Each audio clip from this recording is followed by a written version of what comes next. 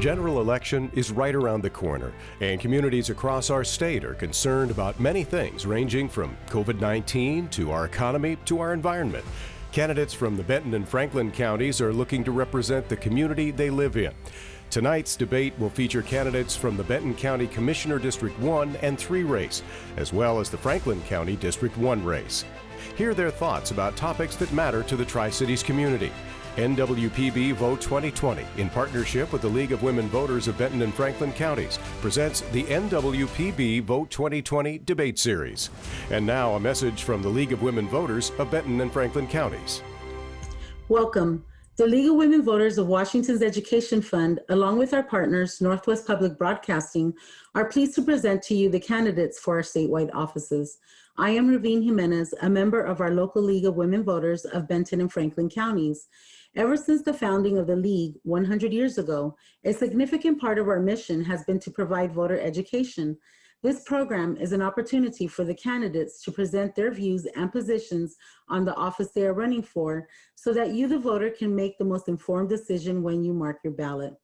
The League of Women Voters and Northwest Public Broadcasting are sponsoring debates and forums locally. We have gathered questions from the general public like yourself. You can find up-to-date information on our website, www.my.lwv.org/Washington/Benton-Franklin-Counties. The League also sponsors an online voters pamphlet with candidate and issue information at 411.org. We are working with the Northwest Public Broadcasting co-sponsors to extend the reach of these forums throughout the state. Additional viewing information is available at www.nwpb.org/KWSU. Most importantly, in order to vote, you must be registered to vote. You can do that online with the Secretary of State or at an elections office near you. Our Vote411.org website has more information. And now, to get to the candidates, here is our moderator who will briefly explain the process. Thank you very much to the League of Women Voters in Benton and Franklin Counties. I'm Matt Lovelace with Northwest Public Broadcasting, and this is an NWPB Vote 2020 debate. Tonight's debate looking at candidates for 3 different races at the county level. First, looking at candidates for Benton County Commissioner District 1. We'll immediately follow that with a race for District 3 on that same commission. And we'll wrap up today's coverage looking at the race for District 1 Franklin County Commissioner.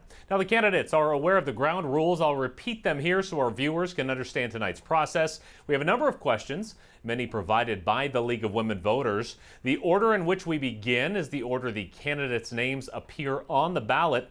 The candidates will alternate opportunities to answer first. That candidate who speaks first will also be provided time for a short rebuttal. Now, both candidates in each race tonight will have an opportunity for 1 rebuttal to an opponent response. Responses to questions are given a 90-second time limit, 30 seconds for those rebuttals, and all involved will be able to see a countdown clock. Now, as moderator, it's my job tonight to keep us on time, and I'll need the candidates' help to stay on topic, which means we ask of our candidates, please refrain from interruptions. And beginning our coverage tonight in Benton County and its seat on the commission for District 1, the incumbent for that seat is Jerome Delvin. Mr. Delvin is seeking his 3rd term on the commission. He served 28 years as a police officer before retiring in 2007. His background in politics includes terms as both a state senator and state representative. And his challenger, Justin Raffa. Mr. Raffa is the artistic director of the Mid-Columbia Master Singers in his 13th year in that position. He also serves as a Washington State Arts Commissioner. His other community works include working on the brand implementation leadership team with Visit Tri-Cities, Tri-City Regional Chamber of Commerce, and TriDec. Mr. Delvin, Mr. Raffa, thank you very much for your time today and for visiting with us virtually for this very unique debate. We would like to begin with some opening statements, and as I said, you'll have 90 seconds for responses, no rebuttals for these opening statements. We'll begin that procedure in the questions to follow, but building off of what's key of any debate, what makes you the best candidate for this position? Mr. Delvin, the time is yours. Well, thank you, Matt, and thank the Northwest Public Television and also the League of Women Voters. I think what makes me the best candidate is my 8 years as county commissioner in the past 8 years, and my combined experience of 20 years in the state legislature. Already familiar with the complexity of the county, so during these times, I think that's an important qualification. And plus my career in law enforcement, with the issues around law enforcement these days on a public stage, I think I'm well qualified to have opinion and also understand what's going on. I think my experience overall with the legislature has given me good contacts throughout the state. And really those contacts really played off when this pandemic hit in January, February, when I started talking to people in the state and developed some more new relationships with the Secretary of Health and also the state health doctor. So it's really allowed Benton County to respond to the COVID, and I think that's been an asset. So I think important right now is someone who understands the county government and how that works in these times, and want to continue to do that for the next term. Thank you. Mr. Delvin, thank you. And Mr. Roth, same question. Why do you think you are the best candidate for this position? Thank you, Matt. Our county government has flown under the radar for too long. Many citizens don't know what services it stewards or who their commissioners are. I want to engage the public and expand the transparency of the commissioners. I will bring a balanced approach to decision-making and budgeting, a civil voice to local government, and I believe I am the responsible choice in this race as we continue to battle COVID-19 well into the future. I am prepared to dutifully fulfill the responsibilities of the office and leverage my experience as a leader in my industry for the past 2 decades. I've been a full-time candidate and am ready to be present and show up to do the work as a full-time commissioner for our citizens. I stand for governance, not grandstanding. I'm not quick to point fingers and assign blame, and see myself as a voice that is committed to civility and respect in our political discourse. I believe that the best decisions are made when opposing viewpoints are thoughtfully considered and debated by focusing on issues and not the individuals who represent different sides of issues. I am a founding member of the Tri-City Civility Caucus and was elected by the members as its chair. I have received bipartisan support in my public endorsements as a reflection of relationships I have developed through my work in nonpartisan sectors, including that of former 8th LD Republican Representative Larry Haler. I am ready to bring new energy, new eyes, new empathy, and a renewed commitment to the role of Benton County Commissioner, District 1. Mr. Roth, Mr. Delvin, thank you very much. Now let's get to some of these questions, these provided by the League of Women Voters in Benton and Franklin Counties. Now, as I said, we're starting here with the order in which the names appear on the ballot. Mr. Delvin, you'll begin. Following Mr. Roth's response, you'll also be given 30 seconds for a rebuttal. We'll alternate that procedure moving forward. So, Mr. Delvin, first question. Name 2 areas you see as challenges in Benton County, and if elected, how would you resolve them? Well, with the current situation, I mean, certainly it's the budget right now in the county, because there has been a reduction in the amount of revenue coming out, especially after on sales tax, and the sales tax is an important part of the Benton County budget. So I think the budget, it needs a lot of attention right now. In fact, I meet almost daily with our budget finance people, just seeing where we're at, especially when we have the upcoming budget presentation in a month or so to approve the new budget. So the budget is very important right now, but also just continuing to work on with state officials, moving the county forward so we can open up more businesses, working with our health department. I serve on the health board, working with the other health board members on making the case to the governor's office and the governor himself and the Secretary of Health on why we should be moving forward with openings. Again, we were one of the first counties to respond for the COVID pandemic by talking to the Secretary of Health, by talking to the governor directly, but also his staff on a weekly basis. I talk to the governor's staff and also the Secretary of Health. So I think those are the 2 big issues right now is our budget to make sure we can continue to provide the level of service that we have in the past, but also to keep working on economic with the COVID. And Mr. Raffa, same question to you. 2 areas you see as challenges in Benton County, and if elected, how would you resolve those? The biggest challenge that I see begins with relationships. And as a challenger, it is my desire to make the role of the commissioners more transparent to the public. I want to create more community engagement and help differentiate how county government works from those of other levels. I will foster an environment where citizens feel welcome to participate in county government by providing public comment at meetings and engaging with their elected officials.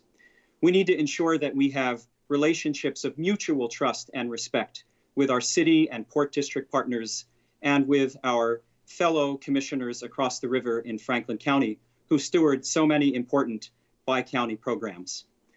Secondly, safeguarding the health and well-being of the county's 200,000 plus residents in this era of COVID-19. I trust science and will make data-driven, fact-based decisions as part of a community-wide effort regarding our ongoing response to a global pandemic. Because COVID-19 will continue to have a devastating effect on our local economy. We've already seen the negative impact on our bi-county area over the past 5 months. Our current commissioners were largely silent on this front for too long. I am in alignment with the Safe Start Washington phase reopening plan and believe that we can find a balanced approach to protecting our residents while supporting local businesses. Thank you. Mr. Delvin, you are allowed 30 seconds for a rebuttal. Do you have one? Well, yes. I think my opponent, I guess, because I'm not a very braggadocious person, but all the work we started back in February, working with the health district, identifying what the COVID was, and then start working with my contacts around in state government, I think we haven't been silent on this COVID. At least I haven't been. Weekly health district meetings. I mean, we've really gotten to this county to where we are now through my contacts and my experience. Thank you very much, Mr. Delvin. Now, the second question is in regards to the jail. In the fall of 2019, commissioners voted to remove control of the jail from Benton County Sheriff Jerry Hatcher. The question, Mr. Raffa, first is, do you think this should be a permanent change, or would returning control to the sheriff's office be a more efficient method of operation? Why or why not? No, I do believe that this should not be a permanent change. I do believe that the control of the jail ultimately needs to be returned to the independently elected sheriff and to his office. For they are the ones with the true training and skill sets to be able to successfully administer that program for the county. Regarding the transition of the control of the jail from the sheriff to the commissioners, while I do not disagree with the decision that was made back in the fall, I do find the process problematic in how that was undertaken in a public meeting without being an agenda item that was published in advance, giving the public an opportunity to respond to that issue through public comment. I was disappointed with the harsh words that were exchanged between elected officials in that meeting. And part of my candidacy is wanting a return to civility and respect in our political discourse. There will certainly be disagreements between elected officials at various levels. Those disagreements generally should be worked out behind closed doors so that the public does not have to engage in those types of exchanges. So that would be my response to the question. Thank you. Mr. Raffa, thank you very much. And Mr. Delvin, same question. Do you think the commission should continue to control oversight of the county jail, or would returning control to the sheriff's office be a more efficient method of operation, and why or why not? Well, certainly it should remain under the commissioners, especially with the current sheriff that's elected. I would be willing to look at it after maybe a new sheriff, but you have to understand the jail and the corrections officers, they're professionals. They don't do, quote, law enforcement work like a deputy does. So it's a completely different framework than a sheriff's department. There are several counties, well, I think 9 total around the state, that the commissioners do run the jail. Unfortunately, some critical decisions had to be made very clear or very quickly. And my opponent needs to understand you can't do board work behind the scenes because that's an illegal meeting if you're getting input from the other commissioners. So it has to be a public process. Unfortunately, sometimes it does get. But when someone stands before me and says something that's not true, I will call that person out every time. I think the public needs to understand. I think now everyone knows the relationship of the sheriff. I didn't support him in his election, and now the problems continue to fester. And he brings really a bad light on the whole county. But in the future, maybe willing to look at with a new sheriff. But that decisions had to be made on the spot because of issues of unsafe conditions and really the health and safety of the prisoners, but also the correctional officers themselves. So, leadership is about making decisions when they have to be made. And Mr. Raffa, do you have a response to that?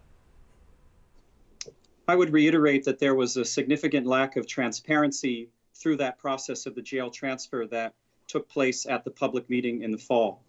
And of those 9 total counties across the state where the commissioners are in control of the jail, I think that you will see that those are examples where it is not the most successful model. Because generally speaking, commissioners are not experienced in working with corrections and facilitating a jail facility. Thank you very much. And our last question, and for this one, due to some time constraints, we're limiting responses to 1 minute. We'll adjust the clock you see accordingly. There will be no rebuttal for this question. And we'll start with Mr. Delvin. Would you be in favor of continuing the moratorium on new marijuana businesses in the county? And why or why not? Well, that was an initiative that was passed by the people. And unfortunately, some counties haven't, but I thought there was a need for that. And so I would always look at that moratorium in the future. But, there was a real problem in this county because our sheriff, the current elected sheriff, wasn't enforcing the laws. And that required us to do some zoning changes and take some drastic action. Now, once that has been implemented, really, there's been no complaints for the last 2 years. You always have to respect the initiative process that our state has, and you try to find ways for those to make. I mean, we don't vote for the governor, but he's our governor. This initiative, the majority didn't vote for it, but I think you got to, respect. There's businesses that can locate here, and the tax revenue certainly has helped programs in the county, but always willing to look at more.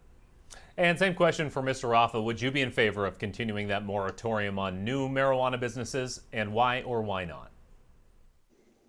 I would not be in favor of continuing the moratorium. This was a state initiative that was passed by the will of the voters of Washington state. And we know that since that time, there have been significant sales tax revenues that have been generated for a variety of government levels, both at the state and local level. That are supporting those government coffers. So I am in support of the will of the people and the voters of Washington state, and I would not continue that moratorium on marijuana businesses in Benton County.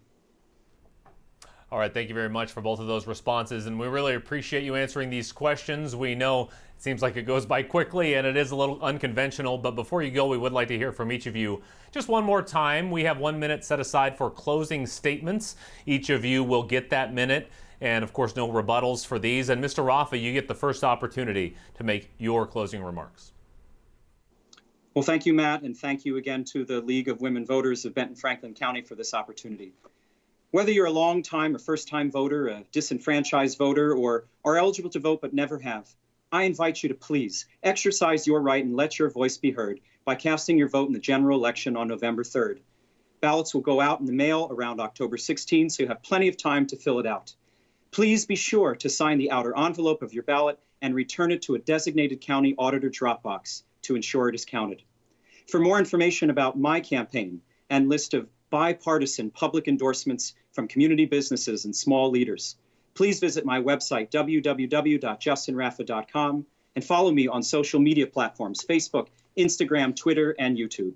If you're a voter in Benton County, please vote for Justin Raffa, a balanced approach, a civil voice, and the responsible choice for Benton County Commissioner, District 1. Thank you. And Mr. Delvin, 1 minute for your closing remarks, sir. Well, I want to thank Northwest Public Television and you, Matt, and especially the League of Women Voters here locally. Really, it comes down to experience. And at times like this, I think I think you need to have experience. My combined 8 years as a commissioner and 20 years in the legislature, I certainly understand the complexities of government. Also, my career in law enforcement certainly helps at this time under these circumstances that our nation faces. Again, I think it's experience. I'm very accessible. I think you ask anyone, if they call me or send me email, I'm the one that answers them every time. So please check out my website at jeromedelvin.com. You can see my many business leaders that support me, big and small businesses, different trade groups that support me, unions included, and bipartisan people who, across the aisle, that Democrats that support me too. So thank you. Well, thank you very much, Mr. Delvin, Mr. Raffa. We appreciate your time tonight. And moving on in our program, we stay with the Benton County Commission as another one of the seats is up for election, this for District 3. Our candidates in that race, incumbent Jim Beaver and challenger William McKay. Voters first elected Mr. Beaver onto the commission in the 2008 election, which followed Mr. Beaver's 12 years of service as Kennewick's mayor. He's the current chairman of the Benton County Commission. His challenger is William McKay. Mr. McKay, a local business owner, running W. McKay Construction since 2013. Mr. McKay graduated from BYU, Idaho in 2006 with a bachelor's in construction management and a minor in business management. Mr. Beaver, Mr. McKay, thank you both for being here tonight. We've explained the rules to you both and the processes. Right now, we'd like to have your opening statements built around the question, why do you think you are the best candidate for the position? Mr. Beaver, we have you on the phone. The time is yours to go first. Yes, sir. Thank you. I think I'm the best candidate because of my years of experience, both as the mayor of Kennewick and on the city council. I have served in the capacity as a county commissioner for the last 12 years, and I got a pretty good grasp on how government operates and works right now. And I think my strength's coming out of private business. I was in the furniture business for 37 years in Kennewick, and I think that bodes well for management of the money and the budgets, and I think I'm the best candidate. And for opening statements, we turn our attention to Mr. McKay. Same question for you. Why do you think you are the best candidate for this position? I feel like I'm the best candidate for this position because of the experience that I've had running my own business since 2013. I have another local business that's been closed since March 15th. And I feel that I have the desire and the heart to fight for the people here in Benton County to get us open back up. I have done some research on where we're at right now with just having 2 deaths in August and 1 death so far in September, yet we haven't written a letter to our governor to get us into phase 2. So I have that fight and that desire to be the squeaky wheel to get us reopened. But there's also other issues too that looking into it that I feel that haven't been represented enough for our constituents. And I feel like with the skin in the game that I have, a family of 4 kids in the Kennewick School District, with my 2 businesses, I have that skin in the game to where I'm fighting for myself. I'm fighting for everybody else here in Benton County. Well, gentlemen, thank you both for those introductions. And now it's time we turn our attention to a line of questioning from the League of Women Voters. We do have 3 questions. Again, we'll alternate with who goes first in this format. For the first 2 of these questions, the one who answered first will get a chance at a rebuttal. And for that first question, Mr. Beaver, by population, Benton County is the 10th largest county in the state with almost 210,000 people, also one of the fastest growing. How well prepared is the county to meet the needs that such growth will require?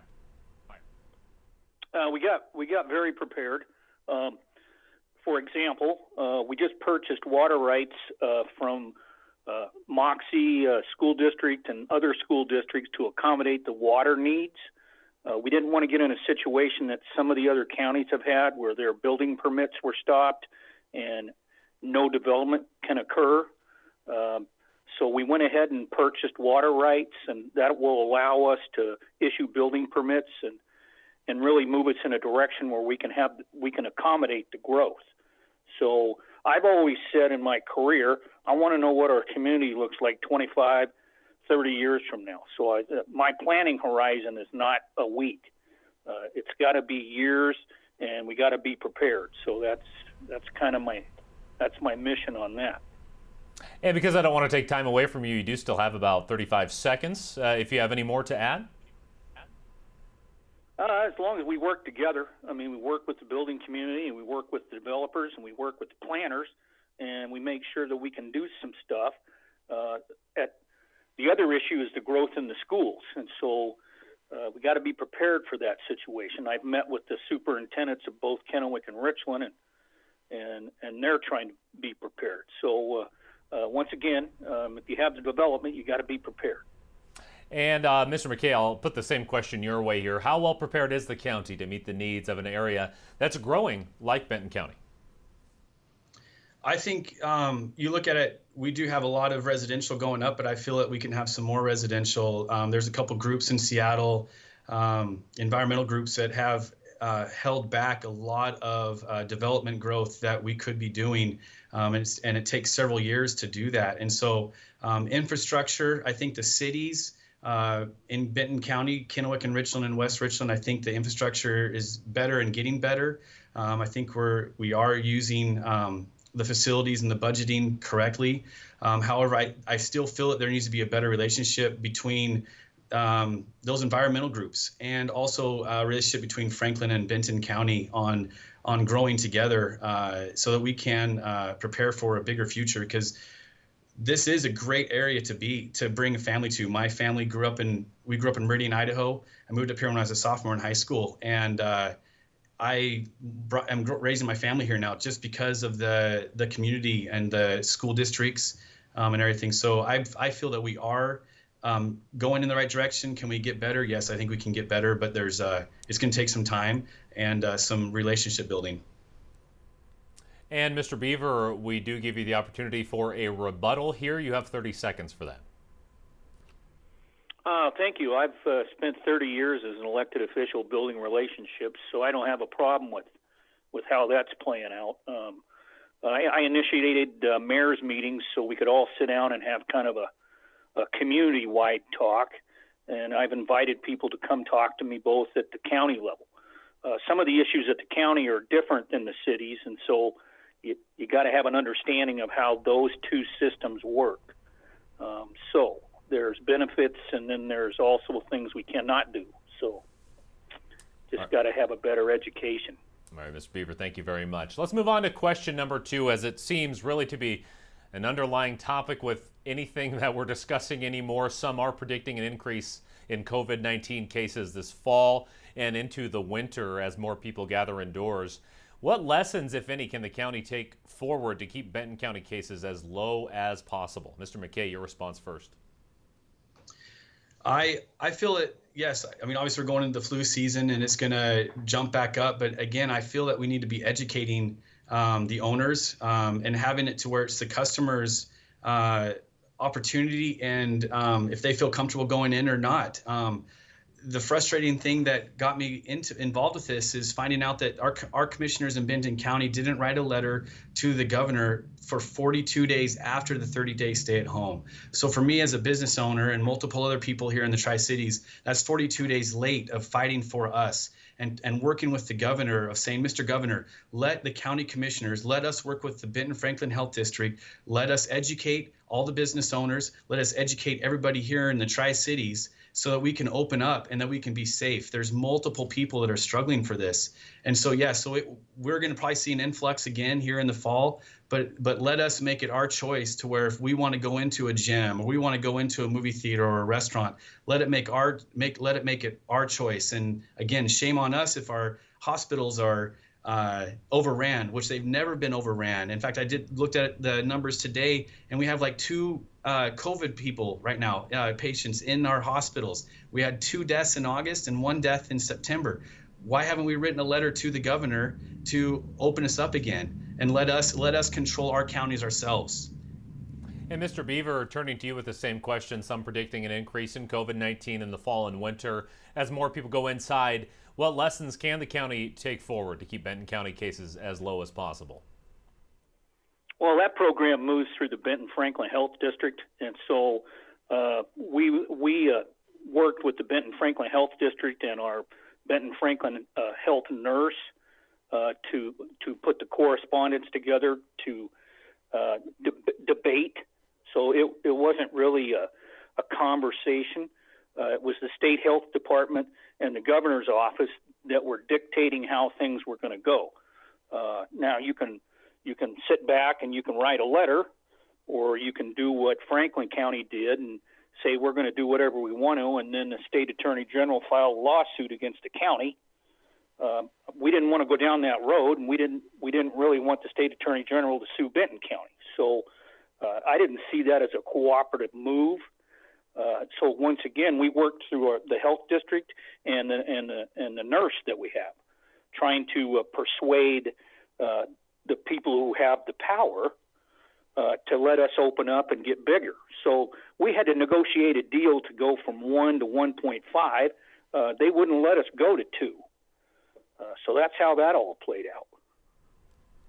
Thank you very much, Mr. Beaver. And Mr. McKay, a chance at a 30-second rebuttal. Do you have a response to that? Yes, thank you. My rebuttal is I'm frustrated that Mr. Beaver is on the Benton Franklin Health Board, but yet he's only been to 3 out of the 9 meetings.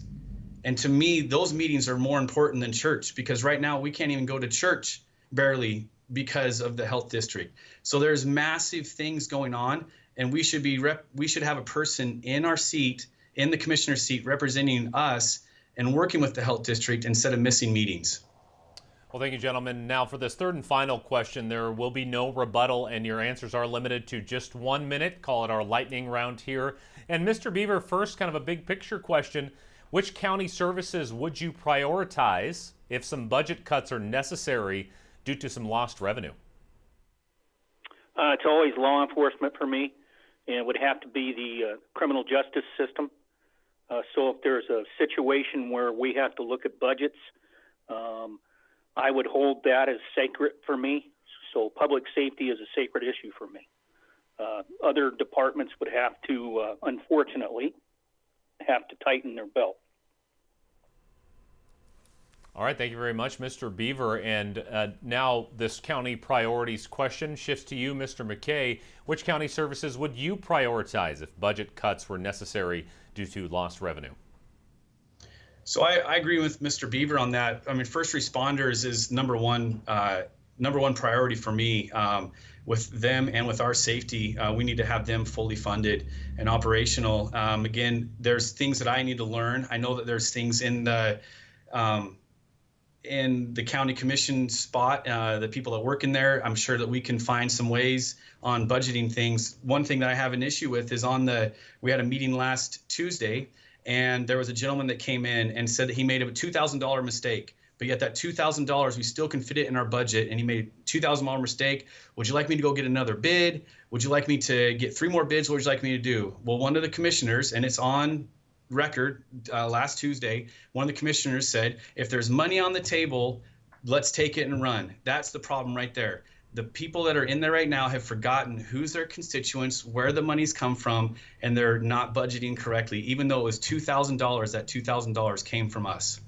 Well, Mr. Beaver, Mr. McKay, we do really appreciate you being here. I know this was really unconventional tonight, but before we let you go, we have set aside some time for some closing statements. These statements will allow for 1 minute and no rebuttals, of course. And since Mr. Beaver started with the last question, Mr. McKay, the time is yours for your closing statement.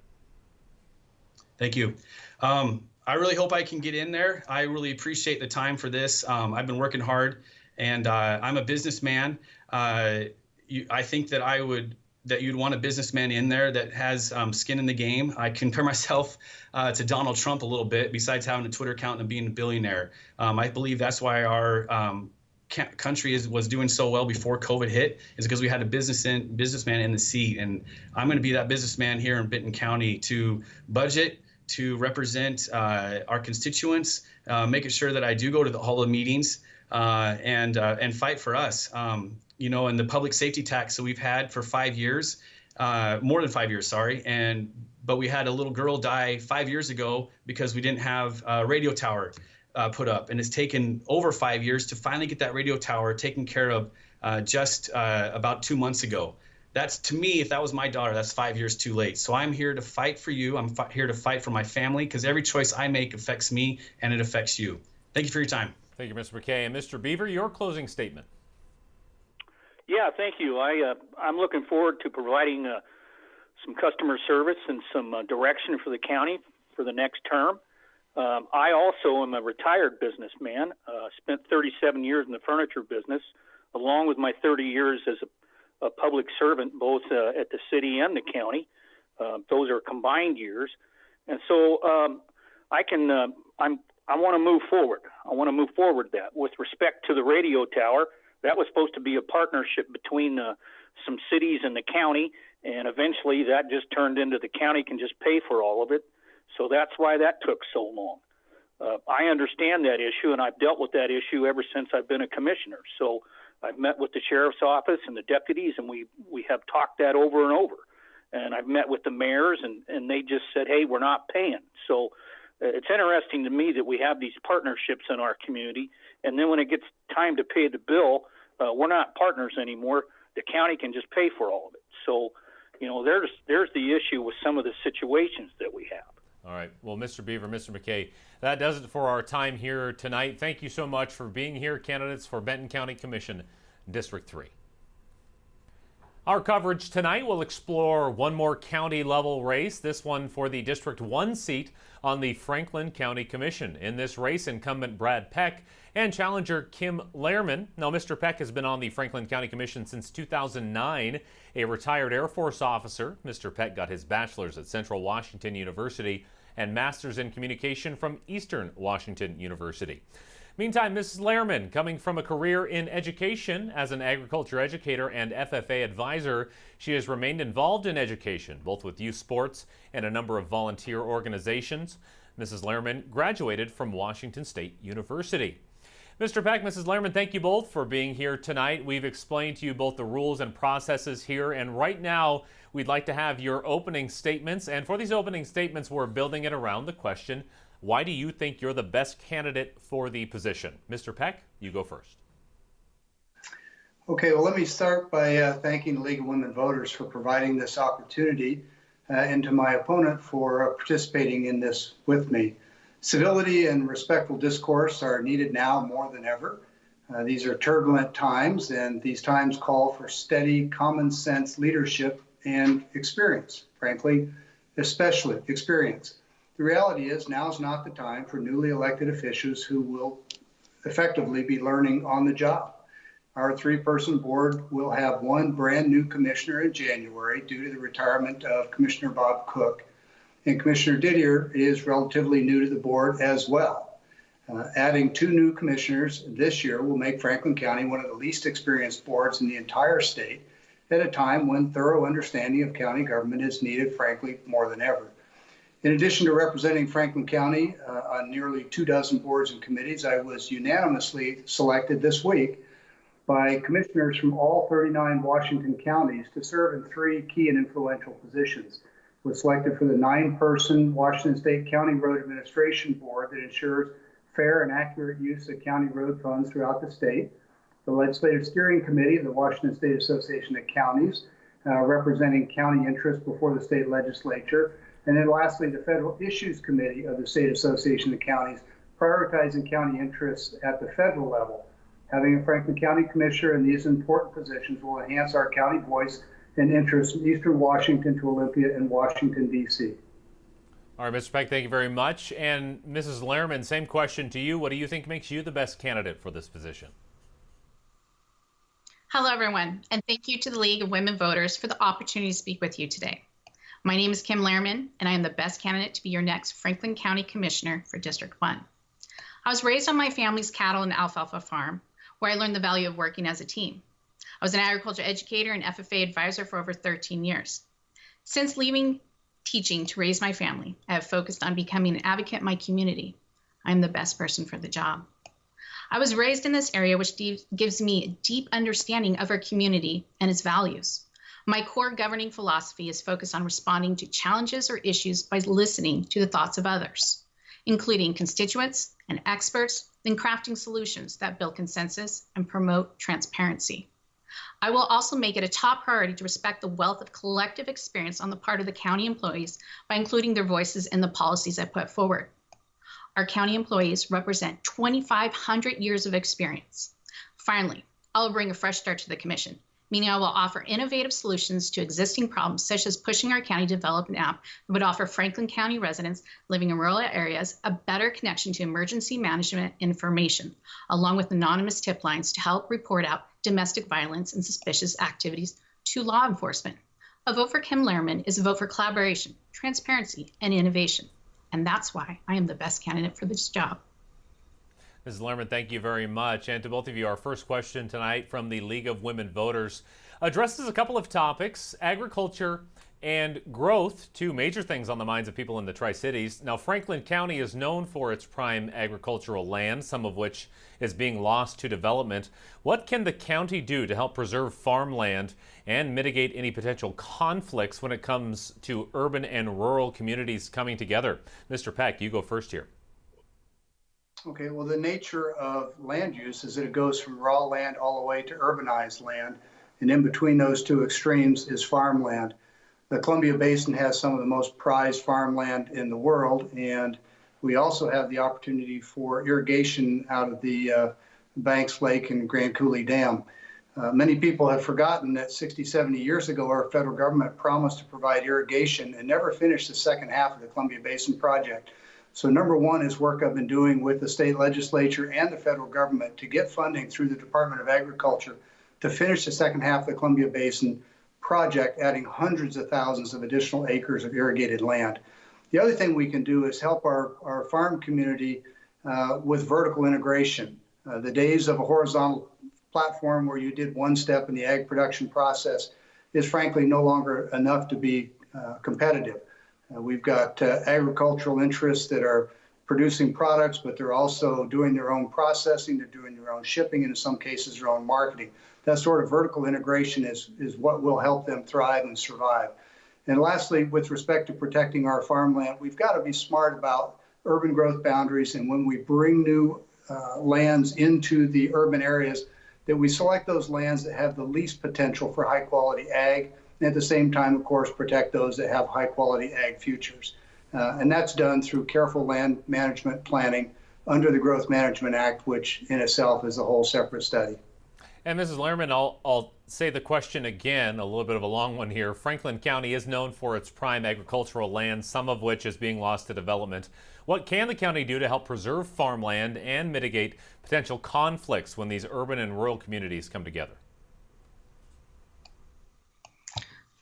Being a former agriculture educator, I put myself through college in order to be able to help promote the next generation to become valued in agriculture, whether they participated in living on a farm and enjoying the benefits of the hard work and working together in order to be able to complete common goals, or whether they just understood the value that our agriculturists work every single day to be able to provide not just our community, not just Washington State or the United States, but the entire world, our food every single day.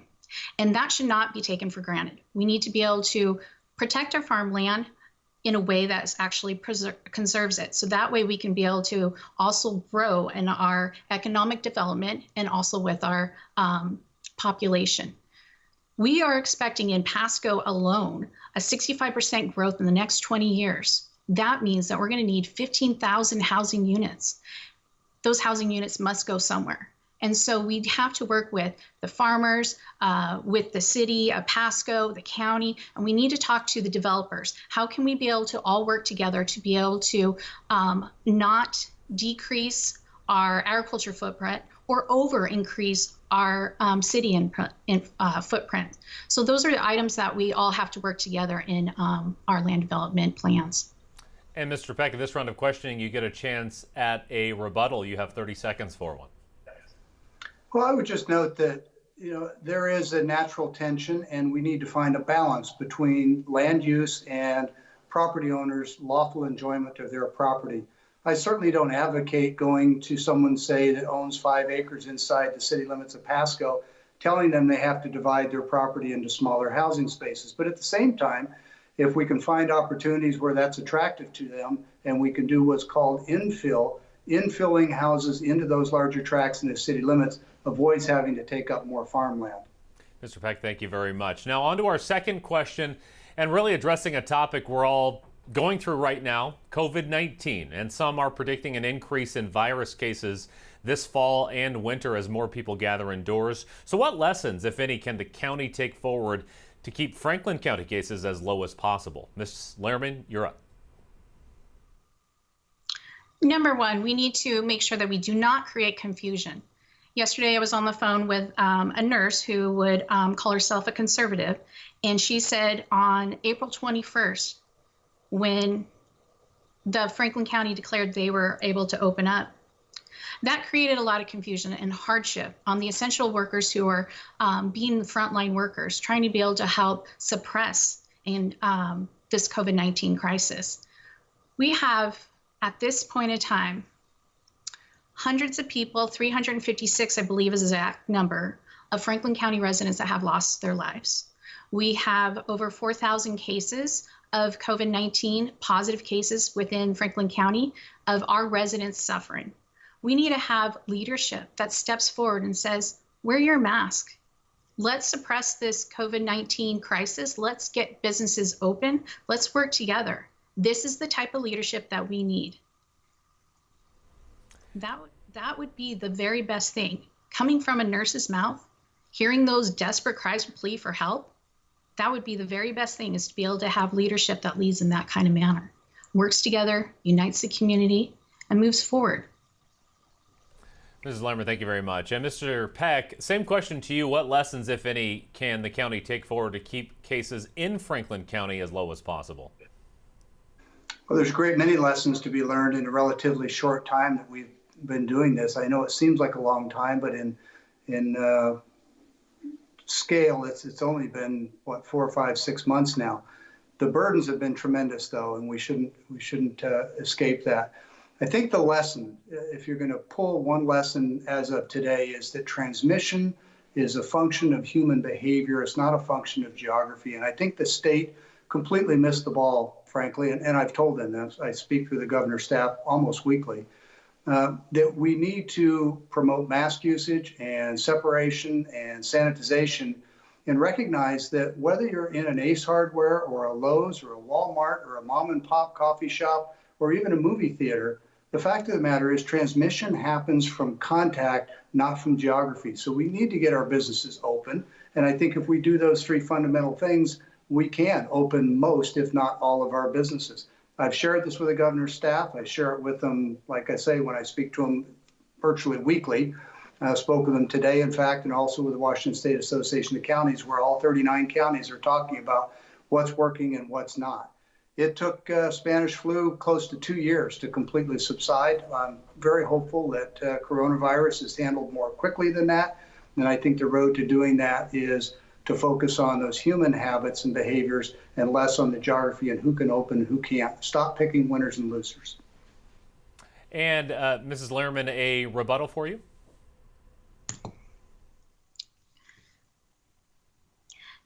If Commissioner Peck is talking to the governor's office on a daily basis, and if he wanted to lead by example, then back in June, he would have worked on some sort of press release, video, to be able to share out his glowing example of how to wear a mask and how to suppress this virus. If we're going for 2 years, such as he says, then we need to start yesterday, not tomorrow, on walking the talk. All right, moving on with our time limited, this next question. We'll only have a response time of 1 minute for each candidate. There will not be a rebuttal process for this. So, Mr. Peck, you get to start here. Which county services would you prioritize if some budget cuts were necessary due to lost revenue? Well, given the current situation, I certainly wouldn't curtail anything that deals with COVID. In fact, the very first press conference held in the Tri-Cities, I was one of the people wearing a mask and promoting mask usage from day one. So as for other activities, counties are in difficult financial shape across the state, and we're going to see a point where counties are going to have to join together, smaller ones eventually, just to make things work financially. Anywhere and everywhere that we can privatize and outsource and be more efficient and save costs is clearly where we want to go first. But it's a very real possibility that if we stay in difficult economic times, it'll be necessary not only to cut budgets, but cut staff. I did that in 2010 when we had our first downturn, cut the staff 9% and the budget 10%. I wrote that 2010 budget that did that. And we did it with as little impact on people as possible. But when it becomes necessary, leaders step up and do what's required. I did it in 2010. I can certainly do it again if necessary. And Mrs. Lerman, turning that question to you, which county services would you prioritize if there had to be budget cuts due to lost revenue? Our budget has been having problems for 12 years. We need to be able to examine it more closely to be able to find out what areas we can be able to cut. The state is predicting a 15% decrease in funds. We need to work together with our department heads to be able to analyze what areas we can be able to, as Mr. Peck said, tighten the belt. And not only do we need to work with our department heads, but we also need to do a top-down budget analysis, working with our community to invite them in on a discussion. If we allow them to know what our situation is for our budget, along with allowing them to understand the statutes of limitation far as what our county is responsible for, what we must carry out, and invite them in to survey their needs. What areas do they find is most important? Then we can be able to work together to be able to cut areas where we need and preserve where we can be able to. Well, Mr. Peck, Mrs. Lerman, we really appreciate you being here tonight. And before we finish out our program, we have set aside some time for closing statements. These statements will allow for 1 minute, no rebuttals here on closing statements. Now, Mr. Peck, you went first with the last question, so Mrs. Lerman, the minute is yours for a closing statement. Thank you to the League of Women Voters and WSU for hosting this candidate debate. Elected officials are public servants. They are there to serve us all. The citizens of our county deserve a commissioner who is willing to lead through listening. We deserve a commissioner who builds bridges, a leader who is willing to put people over politics, and hear our county's diverse voices. We deserve a commissioner who is willing to listen to science and policy experts, not attack them. Franklin County stands at a crossroads. We are one of the fastest growing counties in the state, and yet we are gripped by both a pandemic and a growing economic crisis. I love this county, and I believe in its future. Franklin County voters have an important decision to make about what type of leader they want serving them. Together, we can return a spirit of cooperation and common purpose to the Franklin County Commission. My name is Kim Lehrman, and I respectfully ask for your vote. And I encourage anyone who wants to join our team to visit www.electkimlehrman.com to learn more. Thank you. And Mr. Peck, you now have 1 minute for your closing statement. Thank you. County government is broad and complex. Our Board of Commissioners is 2 of 3 branches of government rolled into one. We're the legislative branch that makes county laws and the executive branch responsible for county finances, administration, and much more. Last week, a court order simultaneously removed all 3 commissioners from a single Eastern Washington county for misusing public funds to help potentially homeless people. Their well-intended actions were, nevertheless, unlawful. The cost and damage to those individuals in that county will be felt for years. The opportunity for costly mistakes increases greatly in difficult times, and that is when experience matters most. My experience and ability to provide the leadership necessary in these challenging times is reflected in my endorsements from other elected officials, including Sheriff Jim Raymond, Assessor Pete McInderfer, Clerk Michael Killian, Coroner Curtis McGarry, Prosecuting Attorney Sean Sant, Chairman of the Board, and Commissioner Bob Cook. Add to that the endorsements of Connell Mayor Lee Barrow, all of our Washington State representatives, Doc Hastings, all of our 8th and 9th legislative representatives here in the Tri-Cities. All right, Mr. Peck, Mrs. Lerman, thank you so much for being here. You mentioned these are challenging times. We appreciate you overcoming some of those obstacles for joining us for this debate tonight. Thank you. And thank you to all the candidates able to join us remotely tonight. Stay with NWPB's Vote 2020 coverage. Our next debate airing is tomorrow at 7 p.m. right here on KTNW. We'll talk to candidates running for Franklin County Commissioner, 2nd District, Superior Court Judge, Position 1, and Legislative District 8 Representative, position 1. Of course, all debates can be viewed on our website, nwpb.org/vote2020, or on our YouTube channel. And before we go, one more message from the Benton Franklin League of Women Voters. Thank you for informing yourself about the candidates. The League is proud to be nonpartisan, neither supporting or opposing candidates or political parties at any level of government, always working on vital issues of concern to members and the public. Our main goal is to make democracy work. The State League sponsors the statewide candidate forums and debates, and the League of Women Voters of Benton and Franklin Counties produces local election forums. This is the centennial year for both the League and the 19th Amendment, which recognized women's right to vote. It took more years for all women and men to actually secure the vote. Although our name contains the word women, the League is open to all men and women 16 and older, and our purpose is to make sure voters understand issues and candidates.